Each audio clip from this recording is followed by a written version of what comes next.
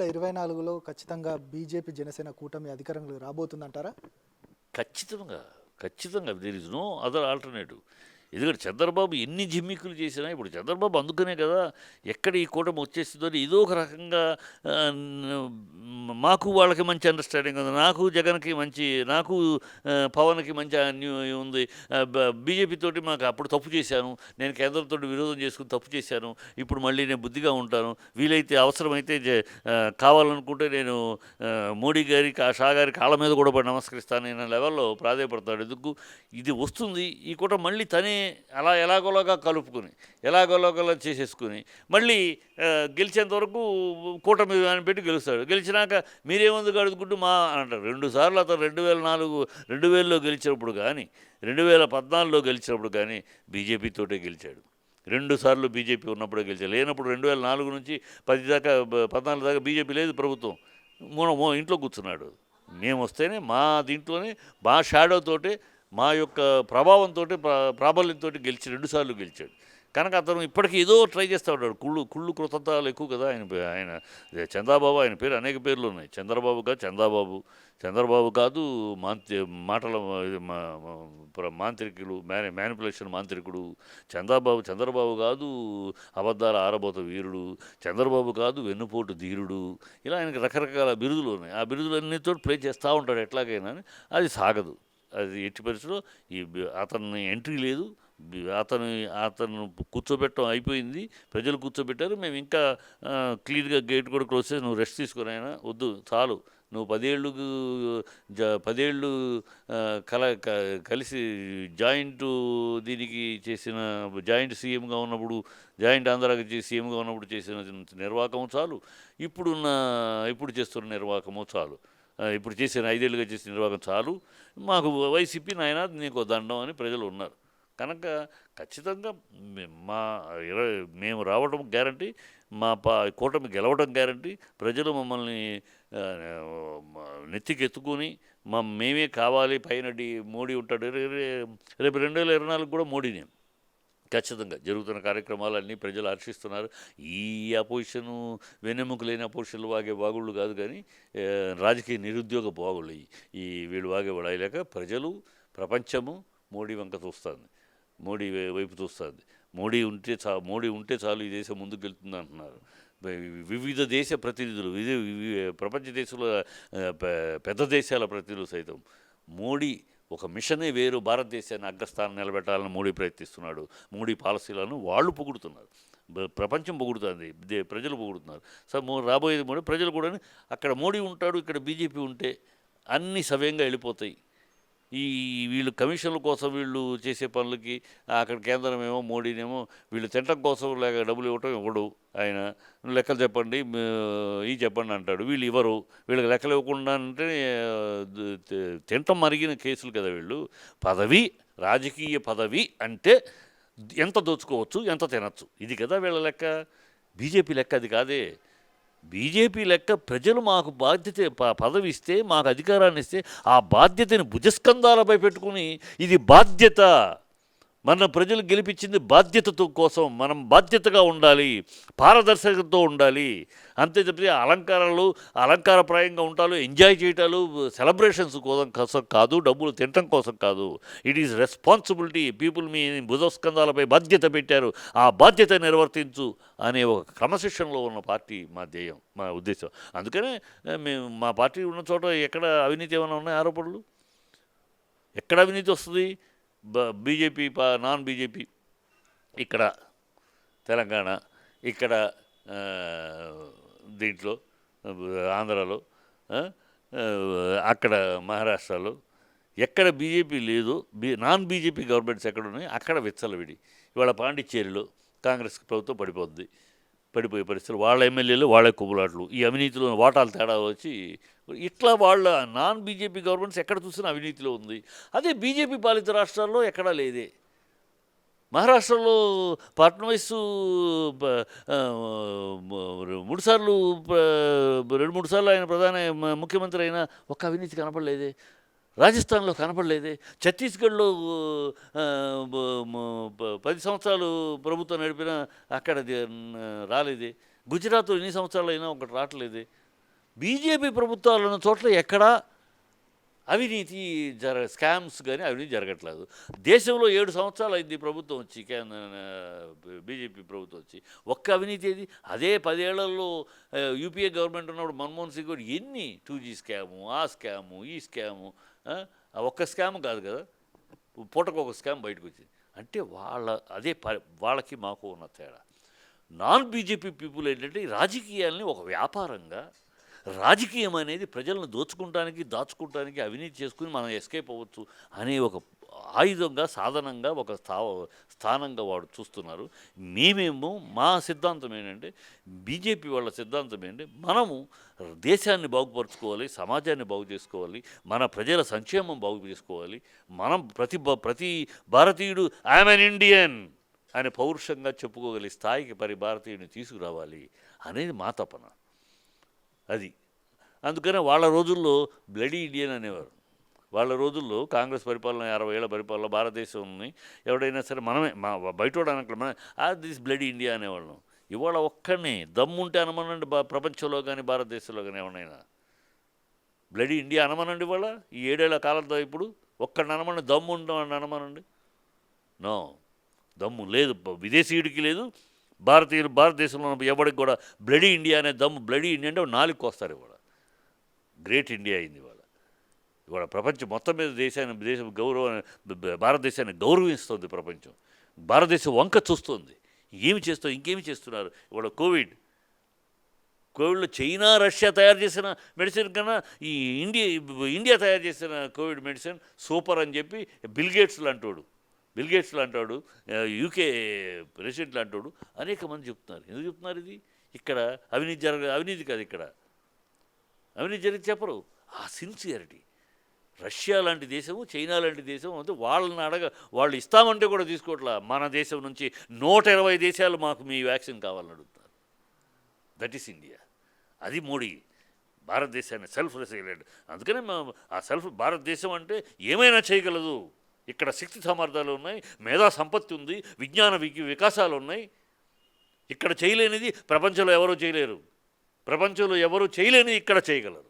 అది భారతదేశ సమర్థత, అది భారతదేశ ప్రతిష్ట, భారతదేశ విజ్ఞాన సంపత్తి. అది అలాంటి దాన్ని ఈనాడు దాన్ని మసికొట్టుకునేలా పోయి, దాన్ని మసిగుడ్డేసి పక్కన పెట్టినట్టు ప్రతి దానికి విదేశీ సంకనాకటానికి తయారు చేశారు. ఇవాళ 7 ఏళ్లలో ఒక్కసారి పైకి లేపాడు భారతదేశాన్ని మోడీ. ఇవాళ భారతదేశం అంటే కనుబొమ్మలు పైకెత్తి చూస్తున్నారు. ఏంటి ఈ దేశం? ఎక్కడ చైనాతోటి పోటీ పడుతుంది? అమెరికా ఇండియాని శాసించడానికి అమెరికా భయపడుతుంది. రష్యా పుతిన్ అంటాడు, చైనా మోడీతోటి స్నేహం కోసం పెంపర్లాడుతున్నాడు. ఆస్ట్రేలియా ప్రెసిడెంట్ మోడీతోటి సహృద్భావం ఇది కావాలని కోరుకుంటాడు. ఇలా ప్రపంచ దేశాలు, అగ్రదేశాలన్నీ ఎందుకు భారతదేశంతో ఉవ్విళ్ళుతోంది మంచి అంటే అది బీజేపీ. అది మా పోరాటం, మా పోరాటం అదే. ఈ దేశాన్ని ఉన్నత స్థానంలో నేను నిలబడాలని కాదు, మోడీ నిలబడాలని మోడీ అన్నాడు అనుకో, నేను నా దేశం పైన ఉండాలి.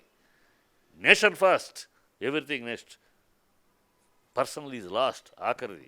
మా పర్సనల్ విషయాలు ఆఖరికి. మా దేశం గ్రాండ్గా ఉంటే నేను గ్రాండ్గా ఉన్నట్టే.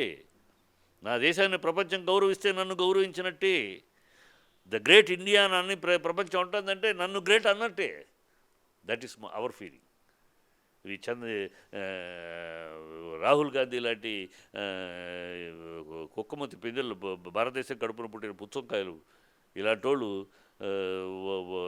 తప్పితే మొత్తం సిద్ధాంతం లేదా రాద్ధాంతం తప్పితే మరో సిద్ధాంతం లేని కమ్యూనిస్టు వీళ్ళు మాట్లాడాల్సి తప్పితే వీళ్ళకి దేశం గురించి కానీ, ప్రజల యొక్క మన సంస్కృతి సాంప్రదాయాలు ఎంతటి విలువైనవి, మన భావజాలం ఎంత గొప్పది, మన విజ్ఞాన సంపత్తి ఎక్కడిది, అరే ప్రపంచానికి సున్నాను అందించిన ఆర్యభట్ట మనం కాదా? వస్త్రాలు కట్టుకుంటమే చేతకాని రోజు, ప్రపంచానికి తెలియని రోజుల్లో అగ్గిపెట్టెలో పట్టు చీరని చేయగలిగిన ఇది మనం కాదా? ఎంతమంది మేధావులు మన మేధావులు పరాయి దేశాలకి వెళ్ళి పరాయి దేశీ మన మేధాశక్తిని వాళ్ళకి అందిస్తే వాళ్ళు గొప్పవాళ్ళు అవుతున్నారు. అది కాకుండా ఇవాళ ఇవాళ మన దేశం అనేది నిలబెడుతున్నాం. అందుకని ప్రజలు హర్షిస్తున్నారు. అందుకే ముందుకు వెళ్తున్నాం, ఇంకా ముందుకు వెళ్తాం. ప్రజలు కూడా ఇది గుర్తించారు. ఇది ఎందుకు చెప్తున్నా అంటే మన దేశంలో మోడీ వెళుతున్న విధానాన్ని, దేశాన్ని మోడీ తీసుకువెళ్తున్న తీరుని ఆంధ్ర ప్రజలు బాగా గుర్తించారు. వీళ్ళు ఎన్ని మాట్లాడినా ఇప్పుడు గుర్తించారు. అందువల్ల ఇది నిదర్శనం. ఇంకా ముందుకెళ్తుంది ఖచ్చితంగా. We're winning the vote in 2024. అంటే ఇప్పుడు బీజేపీకి అడ్వాంటేజా జనసేన గెలవడం, జనసేనకి అడ్వాంటేజా? ఎందుకనంటే పూర్తిగా రెండో మూడో స్థానాలలో ఉన్న బీజేపీ జనసేన కూటమి ఎవరికి అడ్వాంటేజీ? అది కాకుండా పవన్ కళ్యాణ్ ఆంధ్రప్రదేశ్లో రాజకీయాలను ఏ విధంగా చూస్తాము? పవన్ కళ్యాణ్ వ్యక్తిత్వం ఎట్లాంటి సార్? ఇప్పుడు ఎవరికి ప్రయోజనం అనే పాయింట్ కదమ్మా. మా ఇద్దరిది ఒక కలయిక, ఒక గుడ్ అండర్స్టాండింగ్తో వెళ్తున్నాం. ఇది తన వల్ల మాకు ప్రయోజనం, మాకు వల్ల తన ఈ లెక్కలు వేయటం కాదు. ఈ లెక్కలు వెయ్యం అసలు. జనరల్గా మా పాలసీ ఈ లెక్కలు వెయ్యం. కలిసాము అంటే ఒక కామన్ మినిమం ప్రోగ్రామ్ పెట్టుకుంటాం, దాని ప్రకారం వెళ్తాం. గెలిస్తే ఎవరు అత్యధిక సీట్లు ఏ పార్టీకి వస్తే వాళ్ళు అని చెప్తాం. లేదు ఎలక్షన్ ముందు ఎవరు క్యాండిడేట్, ఈయనే సీఎం క్యాండిడేట్ అనౌన్స్ చేస్తే ఆ సీఎం క్యాండిడేట్, ఇప్పుడు బీహార్ ఉంది, నితీష్ కుమార్ సీఎం క్యాండిడేటు అని చెప్పేసి వెళ్ళాం ఎన్నికల్లోకి. నితీష్ కుమార్కి చాలా తక్కువ సీట్లు వచ్చినాయి, మాకు ఎక్కువ సీట్లు వచ్చినాయి. అంత మాత్రాన మేము మాకు ఎక్కువ సీట్లు వచ్చాయి కానీ మేము ముఖ్యమంత్రి అనలా. మాట కట్టుబడి ఉన్నాం, స్నేహధర్మం. నువ్వు ముఖ్యమంత్రి అని చెప్పి ఎన్నికల్లోకి వెళ్ళాం. మాకు ప్రజలు ఎక్కువ సీట్లు ఇచ్చి ఉండొచ్చు, మీకు తక్కువ సీట్లు ఇచ్చి ఉండొచ్చు, కానీ దానికోసం కాకుండా నువ్వే ముఖ్యమంత్రి అని గౌరవంగా అతనే ఇచ్చాం.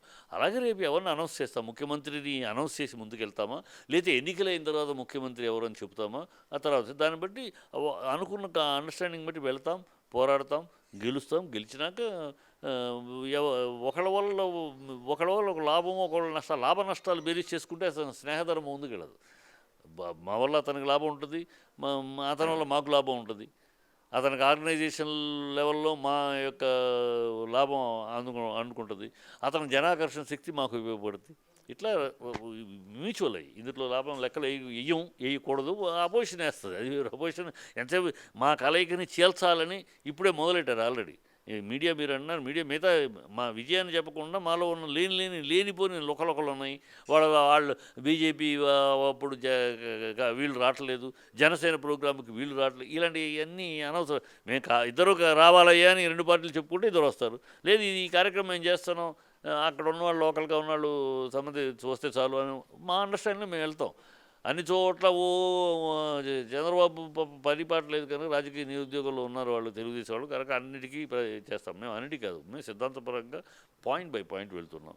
మాది సిద్ధాంతం రాద్ధాంతం కాదు, మాది సిద్ధాంతం, వాళ్ళది రాద్ధాంతం. అంటే విరుద్ధమైన పార్టీలతో పొత్తు పెట్టుకున్న పవన్ కళ్యాణ్ ఒకవైపు కమ్యూనిస్టులతో పెట్టుకున్నాడు, ఇప్పుడు మళ్ళీ బీజేపీతో పొత్తు పెట్టుకోవడం, దీన్ని ఏ విధంగా చూస్తారు? పవన్ కళ్యాణ్ వ్యక్తిత్వం ఎట్లాంటిది అంటారు? పవన్ కళ్యాణ్ ఒక ఎమోషనల్ మనిషి. కొన్ని మైండ్లో గట్టి అవినీతి కోసమో ఆస్తులు సంపాదించడానికో డబ్బులు సంపాదించుకో రాజకీయాలకు రాలా. అతనికి అవసరం లేదు. శుభ్రంగా అతను మంచి పొజిషన్లో ఉన్నాడు.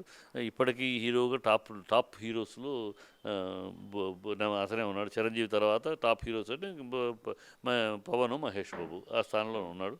కనుక అతనికి డబ్బుల కోసమో అవినీతి చేయడం కోసం రావాల్సిన పని లేదు. ఏదో అతనికి ఒక సిన్సియర్ ఎమోషన్ ఉంది, something we have to do for the society అనే ఎమోషన్. ఆ ఎమోషన్ వచ్చి అలాగే బీజేపీకి ఒక ఎమోషన్ ఉంది. ఈ రచ్చ ఈ రొచ్చు నుంచి రాష్ట్రాన్ని బయటికి తీసుకురావాలి, నిజమైన అభివృద్ధి పదంలోకి ముందుకు తీసుకెళ్ళాలి మనం అంటే మాకు ఒక తపన ఉంది. మా తపన అతని తపన రెండు కలిసి.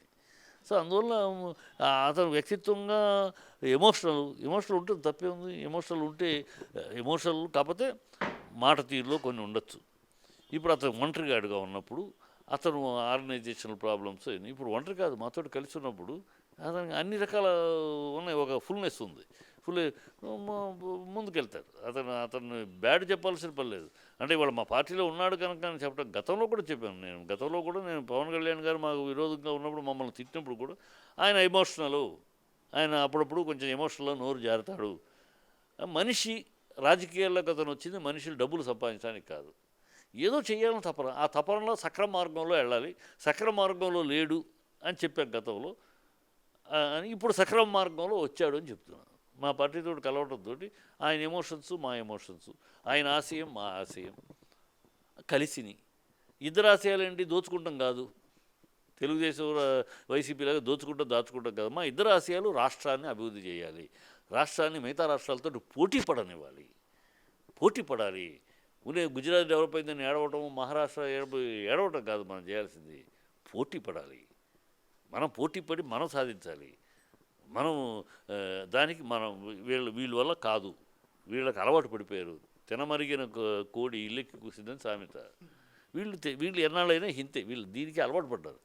మేము మా సిద్ధాంతం అది కాదు కనుక, అతని సిద్ధాంతం అది డబ్బుల కోసం కాదు కనుక, రాజకీయం పదవి రాగానే ఎంత దోచుకుందాం కాదు కనుక మేము కలుస్తున్నాం. ఆ ఉద్దేశంతో వెళ్తాం, రాష్ట్రాన్ని తీసుకెళ్తాం, అభివృద్ధి పదంలో తీసుకెళ్తాం.